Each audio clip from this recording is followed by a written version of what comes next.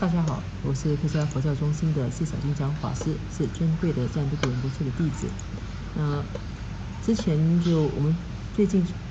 接下来就是跟大家分享赞都古仁波切的一本书，就是 Why I Make Myself Unhappy。书的封面是这个样子的。那这本书呢，我之前有说过，这本书目前还没有中文版。那我会一页一页的就先念了一点英文呢，再用中文最近大家解释，可能方便那些不习惯或者不喜欢看英文书的朋友。那新的这一章呢是 Creating a Reputation。那我们上一章呢有提到，就是说我们是行为是会留下来的。那以一种什么样的方式留下来呢？它是一种业的方式。不习惯或者不管是身语意都好，所做过的、所想过的、所说过的每一句话，或者每一件事情、每一个行为呢、每个念头呢，它其实都会留下来。它以一个业的方式，我们就姑且把它当成是一种记忆就好了，就是一种类似电脑的一种记忆模式。它以这样子的一种记录模式记录下来。那记录下来过后，当然就会有相应的一个后果。因为所种的每一个因呢，都会有果。那接下去我们讲的东西也是相关的，这一个叫 Creating a Reputation， 它跟刚才说的东西其实是相关的。那我们再先一段，这次我决定以一段一段的方式跟大家解读，比较容易一点。People experience us as we experience them. When the experience is over, what we have done creates our reputation. Consequently, even before the results of our actions manifest, people will already have preconceived idea of who we are, what we are, and how they think we are. Whether those ideas of us are true or not, in whatever experience we have, whether it is positive or negative, how we act during and immediately after the experience, along with how we act in relation to what happened, creates our karma. 那这个呢，中文的意思是说，别人在感受我们的同时，我们也在感受对方。我们本身的作为呢，我们的行为呢，建立了我们的名声。然而，往往在我们的行为或者举止还没有凸显出自己的个性之前呢，别人就已经对我们的身份、我们的为人和看待我们的方式，已经存有一些先入为主的看法。那无论那些看法是正确的或者是错误的，不管我们经历过的那些事情是好的还是坏的，在过程中和经历后的应对方式，以及我们的行为如何促使事情的发生，才是为自己造业的关键。这个说的是，我们以为就是自己在感受别人，那其实别人同时也在感受我们。那我们所做过的每一件事情呢，我们的行为举止呢，其实就是我们就建立了我们的名声。那很多时候，在我们这些举止还没有表现出自己的个性之前呢，别人已经对我们所做过的事情或者待人的方式，都已经有了先入为主的看法。那不管那些看法是正确的或者是错误的。那所以，不管我们经历过的那些事情是好的还是坏的，无论我们在这个过程中，我们这个过程中或者经历过后，我们用什么样的方式来应对，我们的行为，才是，或者是如何去促使这些事情的发生呢？才是自己造业的一个关键。OK， 那继续再念英文。If you don't believe in karma, it is still okay, because Buddha's teaching can also be helpful as psychological advice. He is the greatest psychologist. So, even if you don't talk about karma, let's consider this on a worldly psychological level. Given whatever experience we have, the way we act and talk, or the kind of facial expressions or body language we show during that experience will be heard and seen by everyone around us. It is what formulates others' ideas about us. 他说，如果你不相信业力呢，那也没关系，因为佛陀的教诲呢，佛陀的教诲跟心理咨询是一样，是能够帮助我们的。因为佛陀呢，他是最伟大的心理学家。那即使我们撇开业力不去谈，就把它当成是普通的心理学理论就好了。我们在经历任何事情时所表现出来的举动啊、言语、肢体动作和表情呢，都会被每个身边的人所看见、听见，而这就是构成别人对我们看法的一种方式。那接下去再给大家念一念。You may be someone who is usually sloppy, always forget things, doesn't pay attention, doesn't fulfill your commitments, reacts negatively, is always angersome, irresponsible and lazy. Or, on the contrary, you might be someone who is very responsible, kind, gentle, fulfills what you promise, and are always very eager to help others. However you choose to be, continuing to act in any of these ways over a long period of time will create others' impression and ideas about you. These conceptions of you create a reputation, and that reputation will lead to new notions about you, whether they are true or false. 所以这一段讲的就是，即使你是一个非常非常尽责，或者是善良，或者是很温和，或者是很热心去帮助其他人的人，那如果你长时间做事情是马虎的，或者是善忘的，或者是不专注的，或者是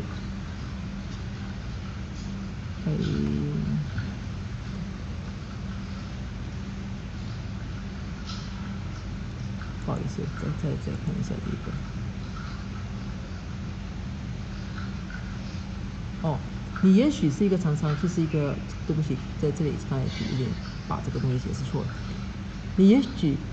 可以是一个很做事情很马虎，常常忘记事情，常常不专注，或者是不履行承诺，或者常常有一些负面反应，或者常常愤怒、不负责任、懒惰的人，或者相反的，你可能是一个非常尽责，是一个很善良、很温和，履行承诺，而常常想要帮助他人的人。不管你决定做哪一个人，不管你决定做些什么东西，只要你长时间去做某一种动作的话呢，它就会在别人心中制造对你的某一种印象。那这样子的一种印象呢，就会构成你所谓的声誉，而这个声誉呢，将会形成就是别人对你的一种看法。那不管你认为它是真的，不管那个东西呢是真的还是假的。接下来 we complain, I misunderstood, people don't understand me. We then spend a lot of time explaining, justifying, and talking about ourselves to others. Actually, when we look at ourselves deeply, we have not accomplished what we want to in our lives. 那我们常常会投诉说自己被别人误会了，我们常常会投诉说别人不了解自己。然后呢，我们就花一段很长的时间呢，去忙着去解释，去为自己就是辩解，或者是跟别人解释自己的一个处境。那事实上，当我们认真的去审视自己的时候，你会发现，其实我们并没有去达成自己想在生命中完成的一些事情。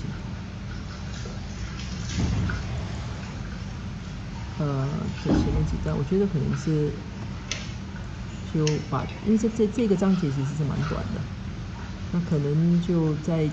念完这些英文过后呢，我们英文和念完中文的翻译过后，我们再继续再做一些其他的一些分享。We have no result to show, but we are very eloquent in explaining why we have no result. Have you noticed that the people who give the most explanations usually have not accomplished anything in their lives, but can easily explain why? My question to them is, if you can explain why you didn't accomplish what you set out to do, Why don't you have an answer for how to change the situation? Since you know why you failed, you must also know an antidote. If you do not know of any antidote, you have two options: find a solution in the Buddha, or find the answer in a wise friend. What you should not do is stick to a usual way of thinking and your old views and actions, because it will get you nowhere. It has gotten you nowhere.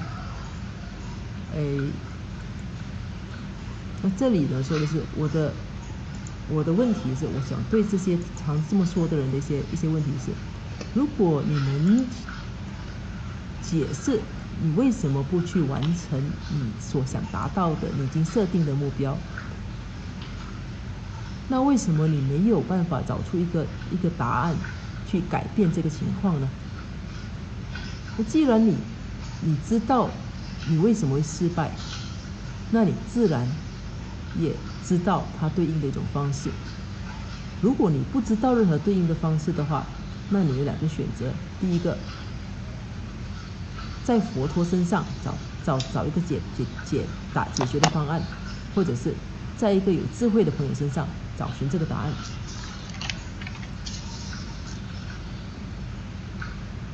你不应该做的呢是，就是依然去沿用你惯常的一种做法。你不该做的就是依然就是紧紧的抓住你过去的一种思考方式不放，因为它其实并没有办法带你到任何地方，它由始至终并没有带给你任何成就。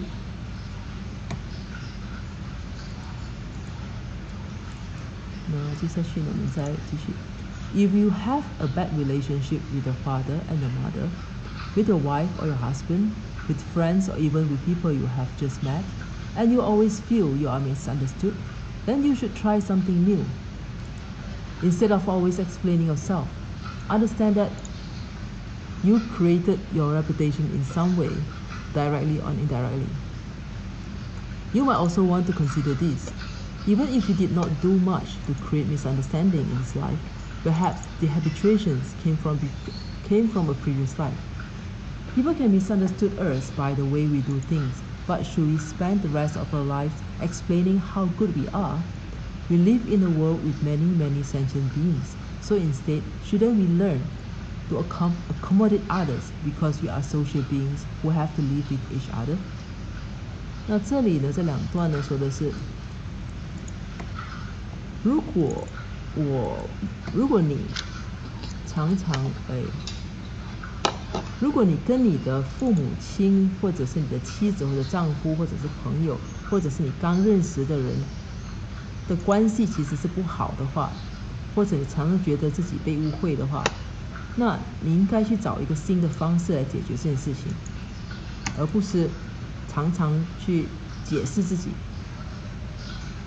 那你应该知道，其实你自己呢，在某一种直接或者间接的方式下，已经建立了某一种名声。你或许呢，也可能要考虑你必须要你或许要这样考虑，即使你这一辈子并没有做什么东西来构成这些误解，那也许你这些习性是来自过去的一些前世的一些行为。他说，别人可能会因为我们做事情的方式误解了我们，难道我们应该浪费我们的余生来解释我们自己有多好吗？他说我们在这个世界呢，身边有很多的朋友，有很多的人，有很多的众生。那难道我们不是更应该学着去适应其他人吗？因为我们都是一些社会动物，而且必须跟其他人一起共处。那这篇章节其实是一个很短的一个章节，所以目前呢这个内容已经是结束了。它主要讲的是我们的行为会给我们制造了某种名声，而且他说这样子的一个名声呢，就是说你可能会觉得被误解，你可能觉得你自己并没有真的这样做，但是这样子的一些这些名声其实并不是没有来由的，就是说有可能你下意识的一些行为，你下意识的一些动作，已经构成别人对你的一个误解。你很多其实很多时候我们看到，这是蛮常见的一些事情，就是说，有些人讲，其实我们这个我的本意不是这样的，我并不是这样想的，但是别人却可能不止一个人，你身边可能有10个人，10个人里面可能有7个、8个，甚至是9个，都说，哎，你动机是不好的，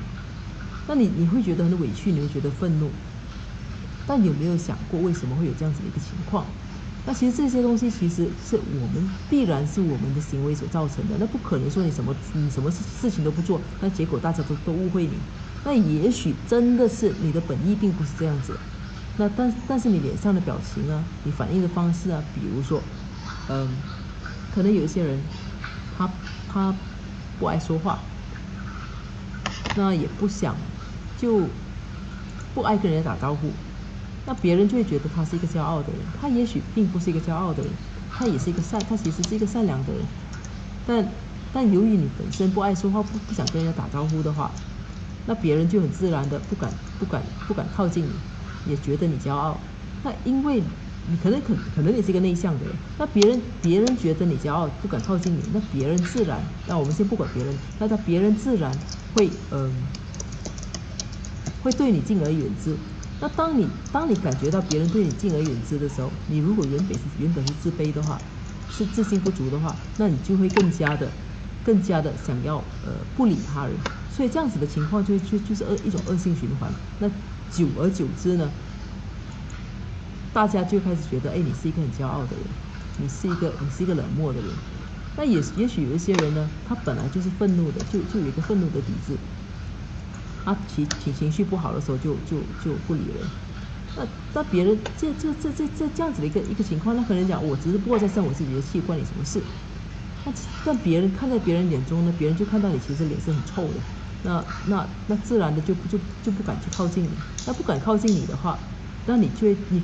可能自己本身你针对这别人不敢靠近你或者出现奇怪的表情，你就更加愤怒，你更加愤怒就更加不理其他人，结果呢，那你的声誉呢，就变成一个是骄傲的人，是一个脾气很臭的人。那说到来呢，这些东西是谁造成的？那其实是我们自己造成的，也许是下意识的，也许是我们这一世的某些经历导致我们这个样子，或者是有一些是前世所带来的习性，也有可能。所以我们常讲的这种个性，要生来就是这种个性，要天生这种个性，那种个性其实并不是没有来由的。如果我们真的相信因果。每一个孩子在同一个家庭长大，这是同样的教育，为什么这个孩子会活泼、最开朗呢？这个小孩子会很消极悲观。除了这一世的一些因素之外，前世的一些留下的一些印记或者一些习性呢，也会导致我们有一个这样子的一种所谓的天性。那别人你常常觉得别人误解你，那人际关系不好。那与其你常常忙着去跟别人解释或者是愤怒，那怎么不去想想要换一个方式来处理事情呢？别人就是如果说只是10个人里面1个人这样说的话，那也许是真的那个人是对你误解了。那如果10个人里面有9个人这样说的话，那你是不是应该检讨自己？人是一个群居的动物，我们每天都跟许多人打交道。那与其忙着把所有的时间拿来就是解释自己的行为或者是自己的想法，那是一个事倍功半的一种做法。那倒不如你怎么不想想换一种方式来处理事情，就这样子为自己重新洗牌，建立新的一个名声呢？那这里讲，其实这些就是延续刚才讲的，就是或者延续之前我们所说的，这是业所做的每一些东西，它都用业的方式留下来。业它可以，就是它会不断的怎么讲呢？它逐渐日久，它其实它就会变成我们的一种习性。我们所做过的事情，它留下的其中一种业的一个作用力，就是让我们会有不断重复的一个可能性，越做就越熟悉。那这就是业，所以这些所造的业呢，它它所呈现的后果呢，就是你可能会被别人误解了，你可能会就是会给别人批评啦。那你要怎么去改变这个业呢？去改变做法，那个这其实是用一种很很浅白的一种很通俗的方式来解释一个因果业力的一个作用。那其实我们现在讲的就是改变做法，讲的其实就是一种自对自里面的一种不再重犯的一个就是忏悔自己过去所做的东西，而且不再重犯。这里讲的是这一个。那我希望就大家能够就大概明白我想要表现的。如果我们常常讲佛法是在生活中嘛，那如果说我们能够很好的去把佛法灵活运用的话，那其实它是能够很好的去改善我们的生活，改善我们的人际关系的。因为我们这里书中也是说，其实我们讲你不信因果业力无所谓，那你相信，因为佛本身是一个很好的一个心理医生，是一个很好的心理学家，你用心理学的角度来解释也是行得通的。这个分享呢，今天的这个分享是很短的，到这里呢就结束了。那同样的，如果大家有些意见啊，有一些看法，或者是对这样子的一种分享，有更好的一个提议的话呢，那欢迎大家提出来。我能够的话会改变一个方式，或者是就我会在面子书上跟大家用文字的方式跟大家做一些交流。那这个分享呢就到这里为止。这本书的今天所分享的是这本书的第2章建立名声。那在结束之前呢，我们做一个回向。如宝珍贵菩提心，未生出者愿生出，已生出之菩提愿岂不退转倍增长？如宝珍贵之空性，未生出者愿生出，已生出之空性宝岂不退转倍增长？愿以此修于一切功德，利益所有众生诸法后，显明至尊善慧明生师所示佛法生要诸圣教。唯愿世世不离真上师，唯愿随时常有圣正法，并于地道功德圆满后，迅速证得金刚持果位。愿我趁此善根力，速即成就上师佛，一切众生尽如于悉灵安置是佛地。愿于弘扬中喀巴法王正法理则记，直系障碍之征兆，一切顺缘悉圆满。我及他人之三世，依止相属2之语，祈愿善慧名称佛，教法有助甚增长。愿昼吉祥，夜吉祥，昼夜60恒吉祥，一切事中皆吉祥。唯愿三宝常摄受。上师至尊上师身受永稳固，妙善法业普及遍十方，善慧教法具功照三域，众生未尽，祈请恒常住。今天的分享呢就到这里为止，谢谢大家。